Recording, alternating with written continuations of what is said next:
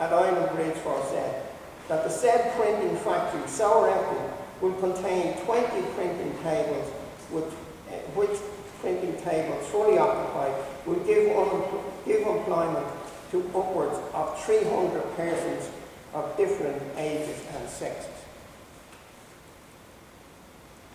So that gives you some idea of how important. And because of Inchicore grew up and became a partner with the railway works, and because of the Royal Hospital and Kilmainham Jail being such a focus of attention, it's hugely forgotten how important Island Bridge was. And you can still see some of the buildings down there. This here, you can see this picture here. This picture here gives you some idea of the grandeur of Island Bridge, and of course Sarah Bridge. And you can see all these factories built there. So you can see the Royal Hospital there in the background.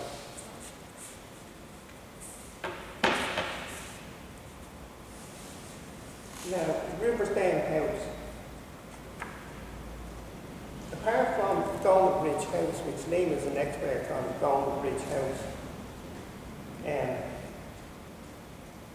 these Golden Bridge House and this Riversdale House were built long before the Barracks, long before the And in the case of Riversdale House, it was actually built before Kilmainham Jail, because there was an old jail down in Kilmainham. This is Riverdale House here, and it's a very interesting house. Had 18 windows in the front, and the most famous for I'll read about it. Simon Bradstreet was born in Kilkenny in 1689. He was the grandson of the Reverend Simon Bradstreet of Hobling in Leicestershire, and the son of John Bradstreet, who came to Ireland in 1649 as part of Cromwell's army. John Bradstreet was rewarded by Cromwell for his support with substantial land in County Kilkenny. In 1708, Simon Bradstreet entered Trinity College in Dublin and graduated in 1712 with degrees in law. By 1720, Simon was called to the bar. In 1728, he married his cousin Ellen Bradstreet. Also in that year, the Bradstreet moved to their new home at Riversdale House in Kilmainham. The house was one of the most important houses ever built in Kilmainham.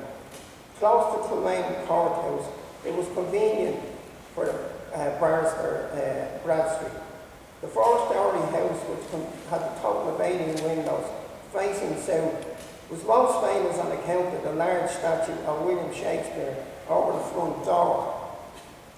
At the same time, at the time it was built, Shakespeare was highly popular in Dublin and was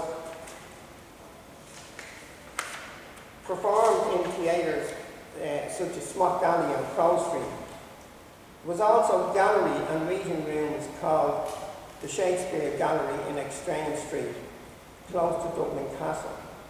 For example, a major congress of the United Irishmen, including leaders Henry John McCracken, Lord Edward Fitzgerald and Thomas Emmet, took place in the gallery in February of 1798, shortly before the rebellion.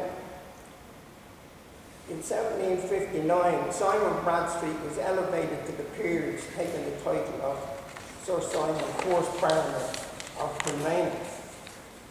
Simon's uncle, also called Simon Bradstreet, emigrated to America and became the governor of Massachusetts in 1679. His aunt, Anne Bradstreet, who was a writer and a poet, was the first woman to have her work published in America. Sir Simon died in 1762. Although the Bradstreet were Puritans at the time of their arrival in Ireland, by the end of the 18th century, one Simon Bradstreet became a prominent member of the Catholic Committee. Now, the Catholic Committee saw Catholic emancipation, and it was originally led by Wolfe Town, who had the meetings had meetings of the Catholic Committee in what's the name of the place? You know, down there. It's not about Mary's Church, is it? No. Where Oh, you mean down in the... Taylor's Hall. The Taylor's Hall, that's where the Catholic Committee used to meet. And Wolfe Town was the leader of that, was led that and went over to see the King about getting Catholic emancipation. But Bradstreet actually, although they had been Puritans before that, became a member of the Catholic Committee. And Riversdale House continued to exist up until when it was demolished in 1964. So she made her